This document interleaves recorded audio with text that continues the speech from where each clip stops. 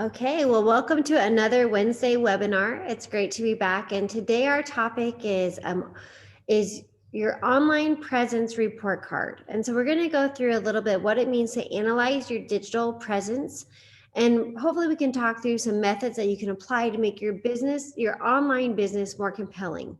And so online marketing is something that's kind of a hot topic. Everyone feels like they're not doing enough because there's just so much you can do with online marketing.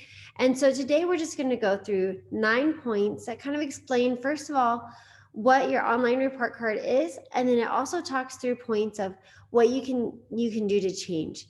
Now, I hope that you don't get overwhelmed. You don't need to do all 9 points today. I would really encourage you to choose one or two and make those changes. And know that just like anything, your online marketing presence is going to be a process, and it's not perfect, and no one's is. And when you look at major companies and they have this beautiful website and beautiful social media and they're doing all the things, know that most likely they have a full team behind them working full time to make them look like that. And so if you're doing this on your own, or if you have a small team and your online presence isn't quite where those national big companies are, know that that's okay. Again, they're investing hundreds of hours per week and probably thousands and thousands and thousands of dollars per week to get it to look like that. But I would encourage you to start somewhere. And so even again, if there's just one of these points that you can take away from today, I would encourage you to do so. So I would like to thank Native 360 and Native CDFI Network for putting on this marketing series. And so next week we'll be back for another one at 9 o'clock Central Time next Wednesday, May 11th. And that theme is going to be creating brand consistency, accessing the visual components of your company to create marketing success. And so that's going to be next week. So I hope that you come back next Wednesday. And as you learn more and more, all of these pieces are just going to come together to make a strategic marketing plan. And really, that's what we're looking for. So again, today we're going to be talking about your online presence report card. I would encourage you to grab a notepad and paper, and we're going to go through this together. So feel free to jump in if you have any questions when you're on the call. Feel free to either raise your hand with a little emoji or just unmute yourself. And I hope this can kind of be an interactive class today. And if you're watching it online, I hope that you rewatch it and find the clips that you need. Again, don't get overwhelmed, but pick one or two items that you can implement right away. So when we talk about auditing your online presence, oftentimes when we talk about auditing, your brain automatically goes to tax audits or something very negative. But really, auditing just means taking the time and taking a deeper look than you do at a regular basis. I'd recommend doing this maybe on a quarterly basis, at least an annual basis, to really kind of dig into your presence. And so at the basic term, auditing, what is auditing your online presence? It's really asking yourself, are your prospects having trouble finding you online, finding you on Google? Are your competitors showing up more often than you are?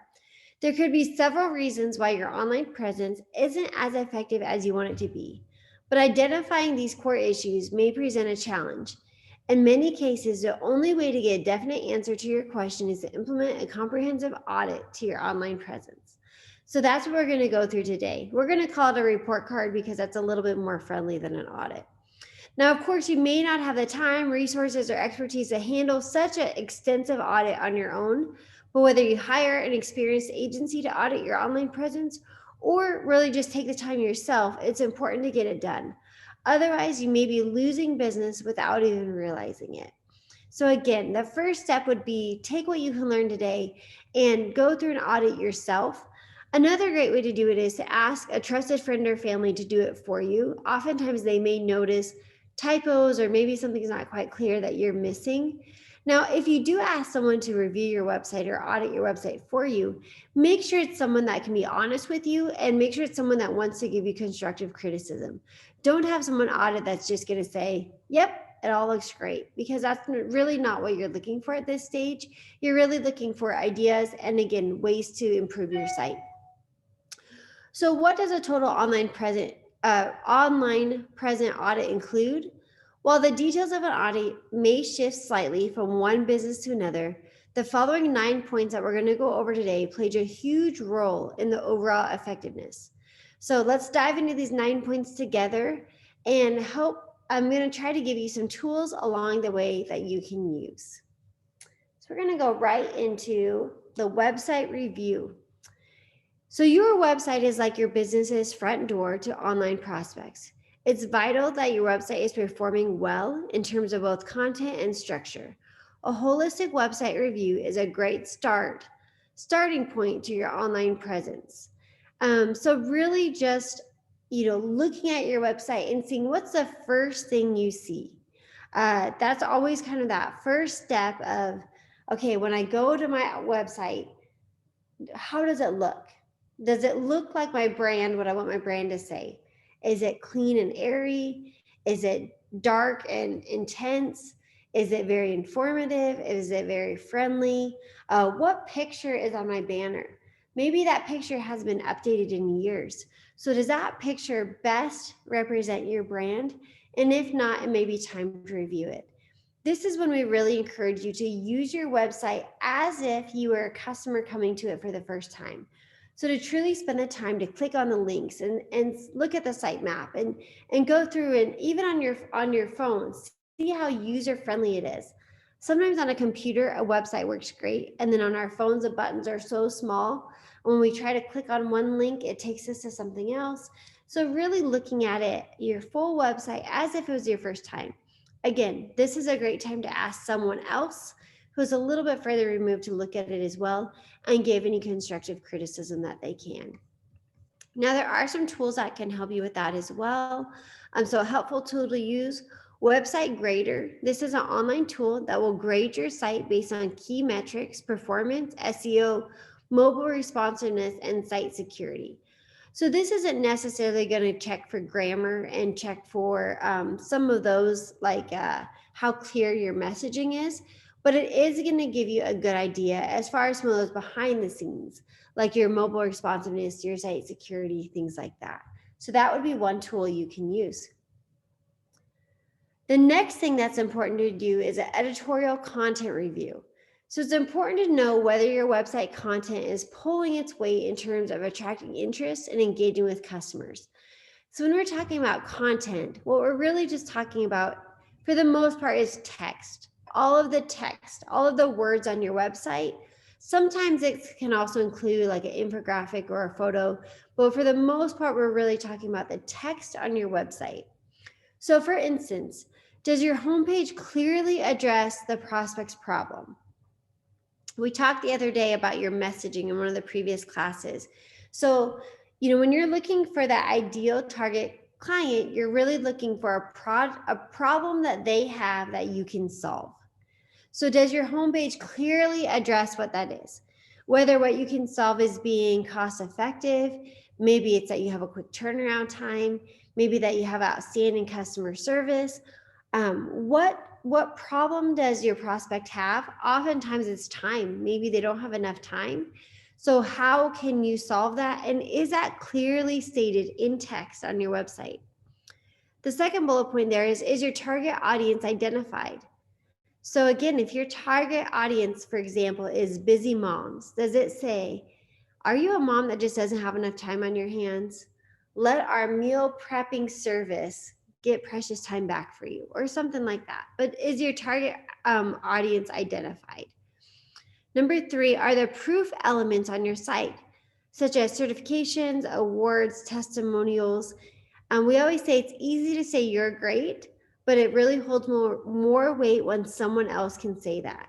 So maybe you have gone through a certification process that your competitors have not.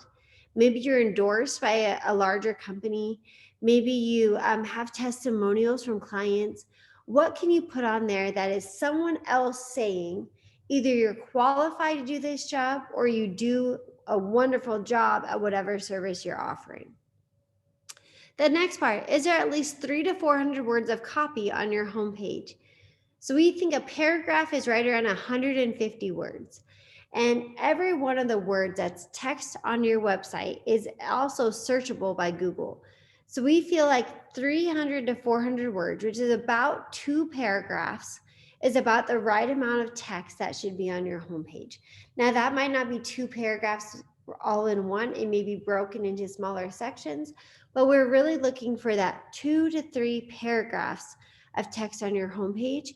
If you start getting much more than that, that's way too many words, especially when, again, we're viewing these sites on our cell phones. Once you get into 3 or 4 or 5 paragraphs of text, you really feel like you're scrolling for too long. Does your website contain a blog? So if you feel like it's going to take more words to describe what you do or give information, we would recommend keeping the text on your homepage or on your first couple pages to that 2 to 3 paragraphs. Anything outside of that, we're going to extend on a blog or expand on a blog. So let's say that you want to go really in detail about how this home prep meal service works. You could have a blog, and each blog could have a different topic. So maybe one blog is about how you order. The next blog is about gluten allergies. The next blog is about what ingredients you use. The next blog is about delivery options. And so each blog is going to give more information.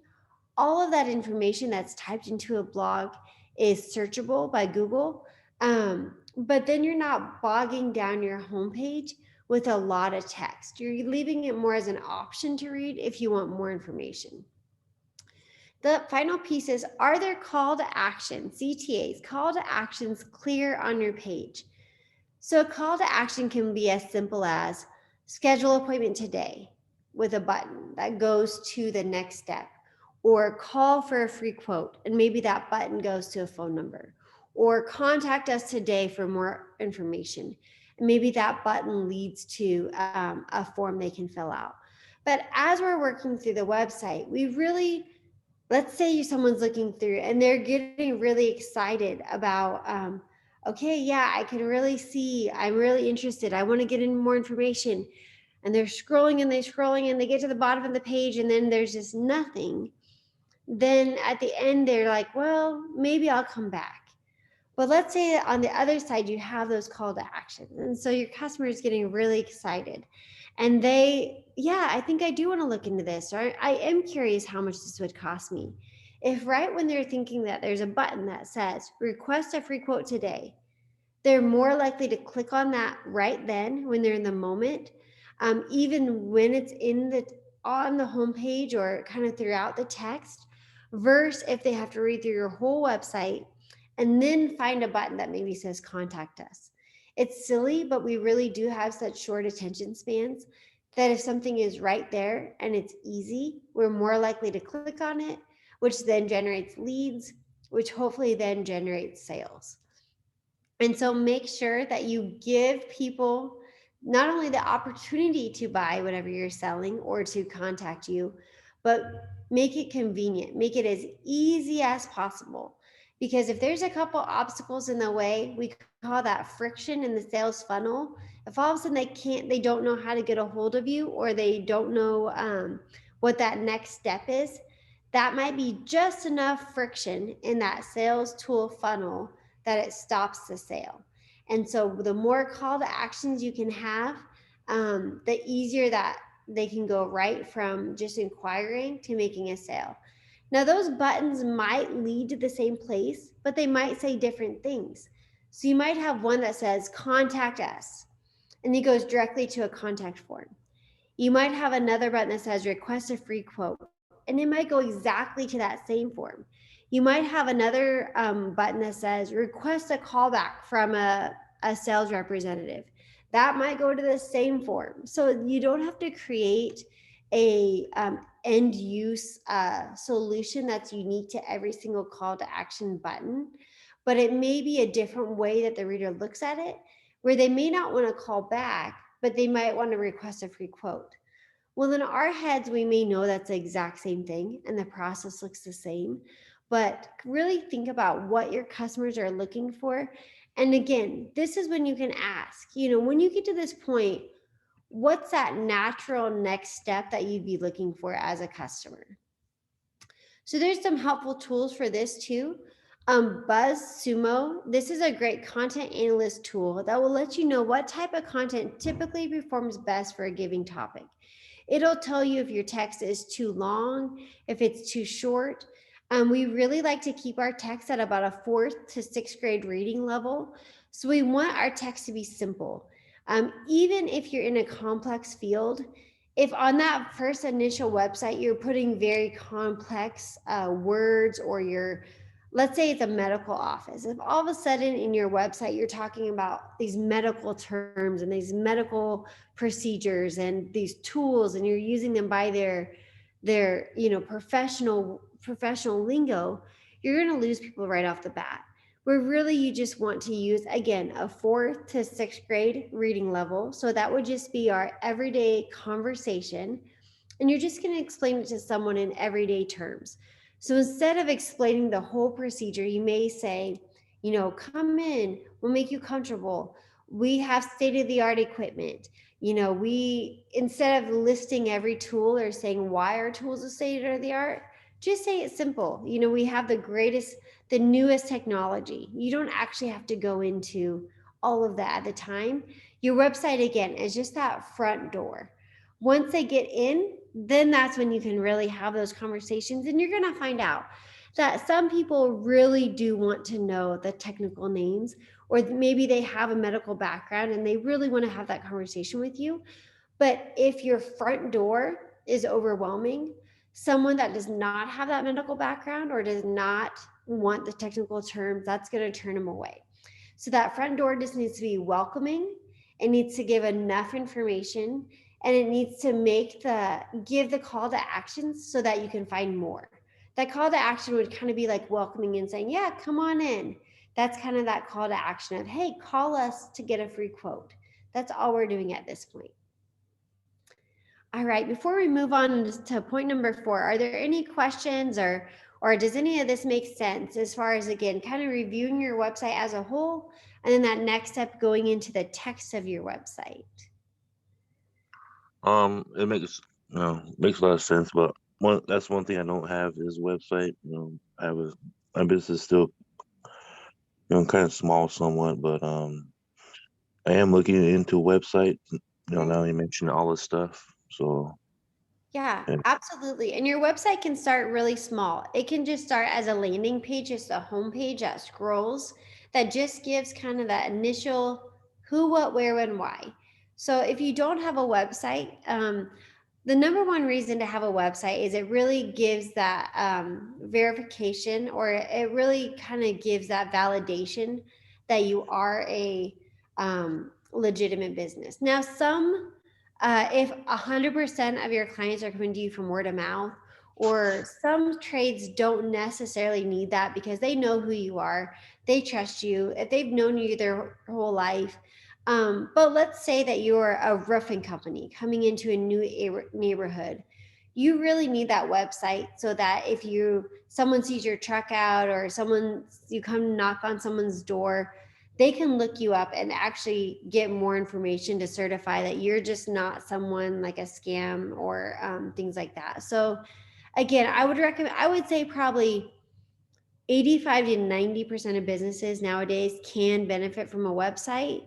But not everyone needs one, and not everyone needs a full website with multi pages and things like that. Sometimes just a simple scrolling site, or maybe just a blog, not a website. There's a lot of free blog sites if you just want to kind of share your knowledge. That can be a free or an inexpensive tool as well. So start small and don't get overwhelmed. And we're going to talk about other ways that you can have an online presence without a website. So if a website is maybe not quite where you're at yet, we're going to go through some other ways that you can build a presence and then maybe add a website down the road. yeah, because I was even putting like the Facebook and Instagram links on there too. Yeah, absolutely. We'll talk about that a little bit here in a minute. Okay.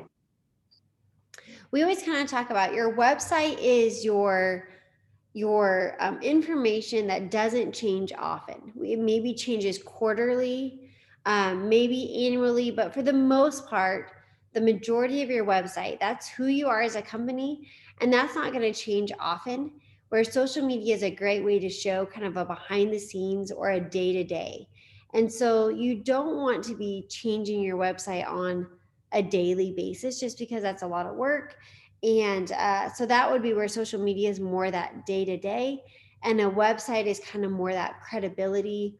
Or a website is also a great place if you have information on there. Let's say someone calls you and you don't have a lot of time to talk. Maybe you're on a job site. So you can give kind of the overview, but you can say, you know, I'm happy to talk about this further, or you can look on our website and you can read all about the upcoming workshops that we have. So another good tool for a website is it can really be kind of that sales tool or that extension, especially if you don't have a lot of time to make those calls. Most people that are on websites, that the peak time for searching websites is 10 o'clock at night. So you can also think about, your work-life balance and think about when you're available. Oftentimes at 10 o'clock at night, that's the first time, I know it is for me, oftentimes the first time that I actually get to like sit down. Maybe the kids are in bed and you're finally get to kind of like sit down and scroll just a little bit, or maybe you're looking up something that you heard about earlier in the day. And so at 10 o'clock at night, I probably am not going to be calling that business, or if I email that business, I'm not expecting an email back. And so a website is somewhere that I can go to get information, even when the business is closed. I was just, my sister was just teasing me the other day because I have a lot of pictures on my cell phone, and you can sort by the type of images, and I have like 3,000 screenshots on my phone. So what that means is I hit both side buttons and it captures my screen. Well, the reason I do that is because I often see an article, or I see a TED Talk, I see a blog, I see a comment from someone, and I want to go back and do some more research on the company or the person later. And so I don't want to forget. So that's kind of my like instant way to remind myself at 10 o'clock at night when I finally am sitting down, to go to that website and look it up. Does it always happen? No, they tease me. They said, out of these 3,000, how many times have you actually gone back to the screenshot and actually, made the recipe or looked up that writer, whatever it is? And probably a very small percentage. But I know that in the moment as I'm doing things, I can't do it right then. So that's my way that I intend to go back later. So again, that's another use for a website, is knowing at 10 o'clock at night when people are scrolling, what information do they want? And is there a call to action that they can click right then? Because odds are, if they have to remember, okay, I'm interested, I'm going to call back tomorrow morning, odds are that the day's going to get away, or they're going to forget, get distracted, and they may never make that call. All right, let's go ahead and go to that next piece. We're going to talk about keywords here. So that next piece is keyword ranking analysis. So the keywords you use in your content, in your text, are what drive Google and other search engines to send interested prospects your way. Your keywords need to not only be relevant for search intent, but also specialized enough to attract the highest amount of traffic with the lowest amount of competition.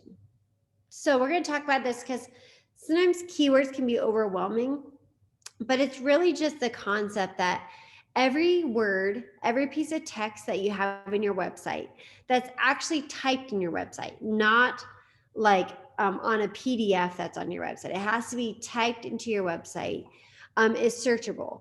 And so these keywords are what Google uses. So if someone searches tire repair shop near me, that tire repair, Google is instantly within a millisecond searching every website that has the word tire and repair in their website. And that's what it's going to pull up. Now, we at Tally really like to get strategic about our keywords, and there's a couple ways to do it. So it mentioned being strategic enough, or making sure that you're specific enough that you're not just pulling in all your competition. So let's say you do tire repair, but you only do a specific type of tire, or maybe you specialize in monster truck. If I put in monster truck tire repair, trucks of all sizes, diesel, dually, all of these unique words in my website, when people are searching that, it's going to be more specific to you. Versus if I specialize in monster trucks, but I just put tire repair, it's going to also pull up every tire repair shop like Walmart or other places maybe that do more broad. So if you do specialize in something, if you're a tattoo artist that specializes in a very specific type of tattoo, make sure that it says that on your website. So if people are searching that specific thing, you come up above your competitors who maybe don't offer that. Now, when we talk about keywords, we always talk about there are words that we use as professionals that are the correct, maybe the correct lingo or the correct words. And so that's what we want to include in our website because that's a correct term. But often when people are searching, they're not searching that professional term.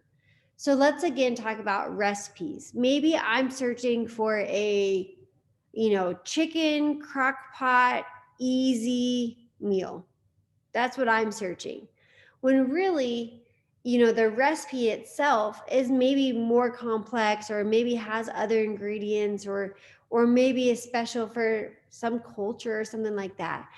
But they want to include those words because that's what people are searching for. So blogs are a really great way to increase those keywords, especially keywords that you might not want to use. So let's say that we have I'm trying to think of a record store, and maybe they have, vinyl, this certain size vinyl record, and that's what they specialize in. So on their website, they're only going to use that language.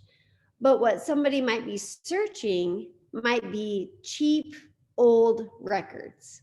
Well, they're not going to want to use the word cheap and old on their website. They're going to want to talk about vintage and one of a kind and a value. They're not going to want to use the word cheap and old. But they could write a blog, and they could write a blog about, what makes a record old or how to care for your older records.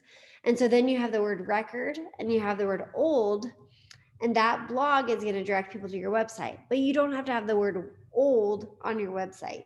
So we get very creative about how to incorporate words that people are searching into a blog or somewhere else that's not as visible but still is going to drive that traffic. That's a way to kind of hide keywords. um, Another way we recommend doing it is saying, some people call this, or, the common term for this procedure is blah, blah, blah. In our office, the correct medical term is whatever it is. And that's a way that you are showing the medical term and you're showing your expertise, but you're also including the keyword, what someone's going to be searching, which is probably more of the common everyday term. Richard, did you have a question here? Yeah. Yesterday morning, it was Angie's List. They got a hold of me because they seen my name on Google, my business on Google, and but Angie's List is like for bigger cities. I'm still rural, and they did a search, and it'll be basically about an hour away from me, and it's too far for me to travel to do that type of work for when I'm in, Right. and so I declined their offer because they wanted like $200 a month, Yeah. and Hmm. and I'm pretty almost booked already for the season, so it doesn't make sense for me to travel an hour to do a $45 job. Right. But they found you probably based on those keywords and based on, things that you're putting out there. And Yeah, so, because yeah, yeah, as you increase those keywords, that's going to also increase how people are finding you online. yeah, exactly. Yeah, absolutely. And good job for you to analyze if that, whatever it was, the advertising opportunity, if that makes sense for you, because sometimes it sounds great. We always joke that the newspaper says that the newspaper is the best. A billboard salesman is going to tell you they're the best. A radio salesman is going to tell you radio is the best. Angie's List is going to tell you they're the best. But it's really up to us to, look at everything, look at our budget, and really be strategic about where those dollars go. Because it's really easy for every salesperson. Obviously, if they're great at their job, there's pros and cons to every single type of advertising. But good job, Richard, to really think about the demographics and the travel time, gas, everything like Yeah, that especially gas. for you. Okay. All right, absolutely. So there's a couple of tools that we can use here for those keywords like we were talking about. So one of them would be the Google Analytics. This is a platform that can help you track the number of important metrics on your website, including metrics like keyword ranking and traffic source. You may, on your website, you may have built-in analytics, and oftentimes they're free. And so I would recommend, if you're not used to looking at the analytics, take some time and learn how to use those, because that'll really help you give insight. Another tool that we use is that we look at trending keywords. So for pretty much any industry, you can search, you can literally Google trending keywords for wedding photography, trending keywords for floral shops, trending keywords for coffee shops, and it'll compile what's trending. Now, there are websites you can do this for free. There's more advanced paid ways to do this, but oftentimes that free version will give you like the top 10 or 15 keywords. If you want the full list of 100, you may need to pay for it.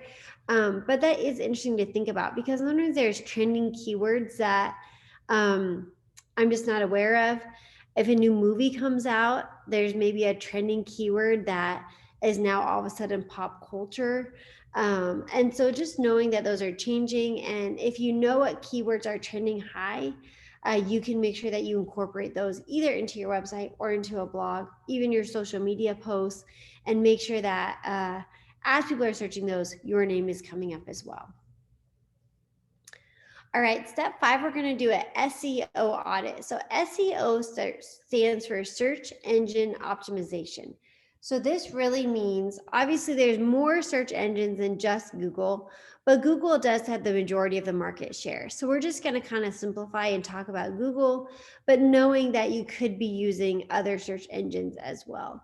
But this is a big one. You want to make sure that your content is attracting prospects to your site via a search engine optimization, so SEO. So here are a few things you can look for. So you can check whether your homepage contains keywords you want to rank on Google search. If it doesn't, odds are the rest of your site will have issues as well. So again, make sure that those trending keywords, those keywords are up there right away. If you want to target a local audience, it's important to use local SEO tactics. For example, you can include a specific city name in your content, like experienced HVAC contractor in Albany, New York.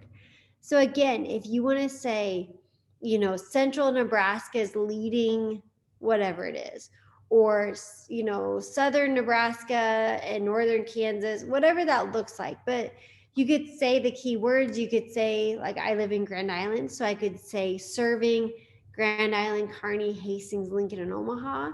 And then if someone's searching Lincoln, I'm going to be more likely to be pulled up in theirs. So that's a tool you can use. If your content contains links to other websites, make sure that those links are good and reference sites have a strong reputation. And so when you link a site, let's say that there's an article that you really like and you link the site. That's a great thing to do. That shows that you're a thought leader, and that shows that you're gathering your information from. But let's say that it links to a blog, and now that blog has moved or been taken down. Your link no longer is going to go anywhere. And so when someone clicks on it, it's going to say that this link is broken. And that can be frustrating from the user. That can also hurt your SEO. That can hurt your Google ranking. And so that's why it's important in this audit to go through. And if you do have links, make sure that they're still good, and make sure that where they're linking to is still a source that you would like to connect to your brand. So maybe you linked an article 3 years ago to a journalist, and at the time, what they were writing about and your take on things were very much in line. Well, now let's say that they have gone down a completely different path, and maybe it's very opposite of your beliefs, or maybe it's very radical or something like that. You may want to decide through your social media audit if you still want to be connected with that brand. And if not, maybe you want to remove that link or replace it with a different link. Because again, we often don't go back and click on those links, but our customers do. And if that link no longer works or no longer has a reputation that you would want to link to your brand, make sure that you change that. The next piece of that is to determine whether you have enough content that revolves around local news and events. So if being local is important to you, you want to make sure that you show your local side. The worst thing you can do is, let's say that you're a local company that only works within a 20-mile radius. So right now I live in central Nebraska, and so we have a lot of fields. We're a big manufacturing community. Our streets in town are we have a highway that goes through town, a couple of highways, but for the most part it's just 2 lanes and 2 lanes. So if I'm showing a picture on the header of my website that shows a huge city that has 6 or 8 lane interstates going through, and multi levels of roads, someone local is going to look at my website and say, that's not Grand Island, Nebraska. If you live in a small community and the pictures on your website show high rises and glass, beautiful buildings that are 50 stories tall, again, someone, even if you don't know what building that is, someone could look at my website and say, that is not central Nebraska, right? So make sure, even if you're using more of a stock image approach, make sure that if you are local, the images and the text reflects local. So be very aware of that, and the more you can incorporate that. If I say we're located in Railside, that's the name of our downtown district, and so that makes sense to someone local, and it brings in that local feel. So that's important. So if someone then is searching Railside, businesses in Railside, our name will come up as well. So there's a tool that we can use here for the SEO audit. So WooRank, WOORANK, WooRank, it's kind of hard to say, is a site that'll help you identify and address any glaring SEO issues on your site and explore ways to take SEO to the next level. So that would be something I'd recommend. SEO takes time to build, but I would encourage you to make that a priority. And if you go through your audit and that's the bottom of the list, that would be something definitely worth spending some time on. All right, number 6 is your social media presence review. So we talked a little bit about social media. Social media networks can be a goldmine for prospecting, lead generation, and referrals, provided you take full advantage of the features they offer. So here are some quick things to ask. Is your brand present on all social media platforms relevant to your audience?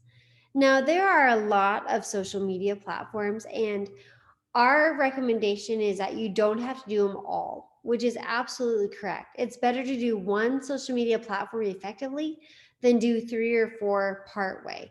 So the first thing you want to do is make sure that you're doing one platform well. But the other thing you want to do is make sure that the platform you're on is where your target social media target market spends their time. So if you're making homemade bracelets, Etsy may be a great platform to be on. Now, if you're not making a homemade product, Etsy would probably not be your ideal social media platform. If you're doing home decorating or maybe wedding planning, Pinterest may be a great platform. But if you're something that's not a very visual, or maybe not something that people, plan and work together to do, Pinterest isn't going to be the best place for you. LinkedIn in the Midwest still has a majority of the Facebook still has a majority of the market share. So we often recommend, if your audience is above 25 and you're trying to attract kind of the general population, Facebook around the Midwest is still number 1. If you're going after a younger demographic, Instagram would probably be, and you have a very visual brand, Instagram is going to be very strong for you. But nowadays, really, businesses are finding huge success on TikTok, on Snapchat, on other platforms as well. If you are more of a business to business type company, LinkedIn is going to be a great business to business platform for you, where you can share more professional articles and opinions. And Twitter is really for those thought leaders. Now, I would say in the Midwest, Twitter is not as big as it is in many places of the country. But if you're someone that you want to share 6 to 10 times a day, just a little snippet of what you're thinking, Twitter may be a good platform. Now, do not waste your time on a platform if you don't have followers. So, obviously, it takes some time to build. But let's say that you have 1,000 followers on Facebook and 20 followers on Instagram. There's something to build your Instagram, but you shouldn't be placing all your effort on Instagram, because then you're missing the following you already have. So just take some time and really think about what you're on. If what you're on is manageable, if it's too much, I would recommend cutting back, at least for now, and managing 1 or 2 platforms very well than to try to dabble in a lot. The next point is, do you have linking social media icons featured on your website? So again, if you do have a blog, a website, even an email signature, you can have links to your social media through other communication as well. And then next piece, what is your overall reputation across social media, including industry specific sites? And so when people look at your social media, what is your reputation? Are you someone who's very outspoken? Are you pretty reserved? Are you a thought leader? Are you sharing information? When someone asks that questions in your comments, how are you commenting? Are you commenting right away? Are you being rude? All of that builds into your social media reputation, and that is important today more than ever. So there are a couple helpful tools. Facebook Pixel Helper is a nifty little tool that can help validate your pixel tracking and see how effective your presence is on social media, especially in terms of driving traffic to your website. So on social media, they all have some form of analytics, and there's other outside ones like Pixel Helper that can help you drive traffic. I know on my Facebook page, I use a Business Tool Kit dashboard, and that helps me post on Facebook and Instagram. It helps me even modify my messaging between the two. So that's a tool that's built right into Facebook that helps me look at those analytics and be a little bit more savvy. All right, we just have a couple more, and then I'm going to leave some time for questions. So Google My Business Audit. So Google My Business, GMB for short, is one of the premier advertising avenues for any location-based business. Now, to have a Google listing, you have to have a business address, a storefront. And so if you have an office out of your home, or if you travel to your clients, a Google listing or a Google My Business account isn't going to be ideal for you. So it's important to check the following aspects of your Google My Business. So this is a profile, just like you have a profile on Facebook or other platforms. So number one, does your business have more than one listing? So if so, you'll need to remove the duplicates, ensure that the only listing you have is the one managed by you and recognized by Google. Now for your Google My Business account, there's a login name and password. We have run into several businesses who that was set up years ago by an employee that's no longer with the company, and you can't figure out how to get in there. So it's not impossible, but it is quite a lengthy process to communicate with Google and get that removed. Google is very good at making sure that there's maybe a multi-step authorization process. They may have to mail you a postcard, you might have to text a code back, things like that. But make sure that there's only one listing, and make sure that the listing is out there you have access to. It could be a horrible thing if a past employee, especially if they're upset, still has access to your Google My Business, and they could make changes without you knowing it. The next point is your business category accurate? So there's going to be a list of categories on your business page, and not everything is on there, but make sure that it's as accurate as you can be. So let's say that there's a restaurant and there's a coffee shop. If the majority of your business, I would say 75% or more, is a coffee, I would make sure to list it as a coffee shop and not a restaurant, because then when people say coffee shops near me, you're going to come up higher. And if somebody says restaurants near me, if you're categorized as a restaurant, you're going to come up higher. Now, obviously, you might be a restaurant that serves coffee or a coffee shop that serves food, but really think about how people are Googling and where you want to come up first in those results. That next piece, is your business contact information complete and up to date? Make sure your name, address, and phone number are accurate. There's nothing more frustrating than calling a phone number off of a Google listing and that number being disconnected. So make sure that it's accurate, especially if you've moved recently. Does your profile contain a picture and or videos of your staff, your office, projects, and other things that prospects would want to be interested in? So you can load photos and you can create a Google photo gallery. So I would encourage you to take a picture of the outside of your building, go around your business and take some pictures. Some of your key products, or let's say you're a restaurant and you have really pretty food, take pictures and load it, because people, as they're Googling, want to see those photos. Then the last piece is, how many Google reviews does your listing have? Are most of them positive? We talk a lot about Google reviews because people recognize and Google reviews just as much as they do a recommendation from friends and family. And so if you don't have a lot of Google reviews during this audit period, this would be a time to focus on those. So the first step is, when you want to get more Google reviews, is to ask your friends and family. So your employees, your family, these are people that you talk to every day, that if you run out of gas, you could call them. If you need a Google review, they should be able to do it for you. So that's step one. The next step then is to ask that kind of extended network. So people that you can text. People, if you look back in your text, maybe you've texted in the last month. That's kind of that next circle. And text them and say, hey, I'm really working hard to build up some Google reviews for my business. Can you please leave a review? Here's the link. And not all of them are going to do it, but even if 50% do, that's a great way to build their reviews. That third step then is to ask customers. So I would ask customers that are happy with your service. Maybe you have loyal customers that have been there forever, or people that keep coming back. That would be to ask them. And step four is just to post it. To post it on your Facebook page, to post a sign in your business and say, please help us out by leaving a Google review.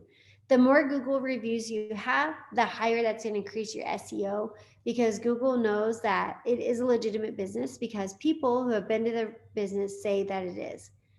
Now, we get asked a lot. Let's say that I have a dental office, and let's say that I'm asking my friends for Google reviews, but maybe they've never been to my dental office. Now, we never want to pay for reviews, and we never want to ask people to lie. But even if you've never been to my dental office, if you know me as a person, you may say, Julie Wright is so friendly, and she's a great communicator. So that's something about me that's true that a friend might know, even if they haven't used my services specifically. So again, we never want to pay for reviews, and we never want to lie in reviews, but your friends and family, they know you, they know your passion. Maybe you have a tattoo shop and maybe they've never had a tattoo done by you, but they can say, they've always had a love for art. They're an amazing artist. That's something they might know about you. Even if they never had a tattoo done, they may know that you're an amazing artist because they've seen other tattoos you've done, or they've seen things that you've drawn. So that's a review that they can leave. So you can be as general or specific in reviews as you like. And I would say, if you have a customer or a past client that you're asking for a review, feel free to be specific. So you could say, hey, we're leaving Google reviews. And remember when you had that emergency and you needed your roof fixed in the middle of the night, and how we came out for that? Could you leave us a Google review that was specific to our on-call number and how we responded right away? That might be something that they didn't come to the top of their mind. But if you can get the specific reviews, so maybe you make sure that a couple are about each of the different divisions you have. That's going to make a very diversified Google review platform that is going to, in the long run, drive traffic. Richard, what question do you have? Oh, it's more of a this one time I was out of town and locked my keys in the car, and I did a Google search for locksmiths. Mm-hmm. There's two of them, so I called the first one, and then he came within like 20 minutes, and then he said if I leave a Google review, he'll take $25 off. And it was already a $150 service, so I left the review in person with him. I showed him, and he took off $25, and he was like done with the job within like not even 5 minutes. Yeah. So I That, put on our, quick, speedy service. He was here within, 20 minutes, and he was done. yeah, absolutely. So and that's a good point because while I don't recommend paying for reviews, when I say paying for reviews, what I mean is Yeah. there are some companies, especially like online companies in other countries, that will say, we'll leave you reviews for $10 a review. Well, those are like people in another country that are just creating, they have like hundreds of fake accounts. And it's kind of like a spam thing. That's what I mean when I'm talking about paying for a review. That's something that's like not legitimate. And oftentimes they're using like a translation service. And so their reviews aren't even quite accurate. They might put false information in there. But there is, just like you mentioned, Richard, I'm glad that you brought that up. Reviews are valuable. They have value to your business. And so you could think about what is that value, whether it is entered to a drawing, or maybe it is a percentage off or a dollar amount off. And by him doing that, you did it right then. Where if somebody said, yeah, if you can, leave me a Google review. Again, like what we talked about earlier, if it's out of sight, out of mind, odds are people are going to do it. I just bought furniture from a furniture store here in town, and it's a national chain, but each store is individually owned. And so when I got done, I was very happy. And they said, hey, could you leave us a Google review? And I said, yeah, sure. And they said, there's actually a lot of these stores, and we just want to make sure that you leave it because we're locally owned. We want to make sure that you get it on the right store. So could we just help you right now get you on the right store? Sure. So they helped me pull it up. And because they wanted to ensure that I was leaving it on their store and not a national store. But because it was up, it took me 2 seconds and I did it right there. And I was done before I left the store. Again, if I would have thought to try to do that later, I have the best intentions, but maybe it doesn't get done. So that was a great strategy on his side to not only have you do it right away, to give you a discount if you did it right then. If you have any kind of waiting room, that's a great place to say, leave us a Google review while you wait, and we'll give you a candy bar or a soda or something like that. A candy bar costs about 75 cents, and that is definitely worth a Google review. And when people are sitting in a waiting room, they're likely to do that because they have a couple minutes and they don't have something better they should be doing right then. So that's a strategy that has worked very well when we've implemented that into like chiropractic offices, dental offices, things like that. All right, so we just have a couple minutes left today. If there's any other questions, or Pete or anyone else on the call, if there's anything that you guys would like to add to this topic.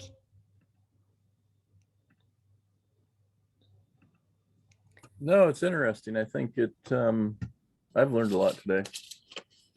Good. I think when we audit our online presence, that's again not something that we do often, but it's an important step. Mm-hmm.